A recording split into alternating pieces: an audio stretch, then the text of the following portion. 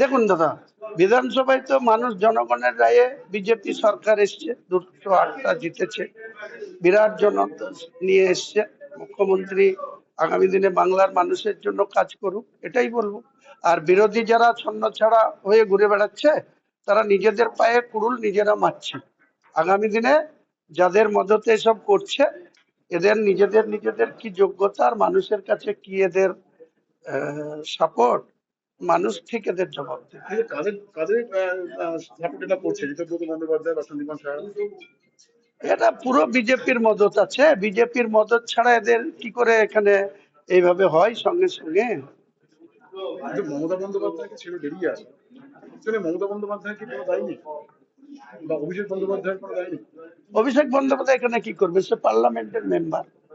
আর মমতা ব্যানার্জি ভোটে হেরেছে, সে যদি ভোটে জিততো তাহলে সে নেত্রী থাকলে আর কেউ দেখতেন মুখ খুলতো না। আজকে তৃণমূল কংগ্রেস দলটার যে অবস্থা হলো, তাতে আপনি কাকে মনে করেন যে সবচেয়ে বেশি দায়ী? এটা মমতা ব্যানার্জি নিজে দায়ী। একটা নিজের দলের সর্বোচ্চ নেত্রী হয়ে যদি অন্যদের হাতে ক্ষমতা ছেড়ে দেয়, সে যা খুশি তাই করে, তার প্রতিকার যা হয় তাই হয়েছে। দিকে দিকে প্রাক্তন মন্ত্রীরা বা বিধায়করা বা পুরসভার যারা নেতারা আছেন, তারা বলছেন যে দলে থেকে কাজ করতে পারতাম না।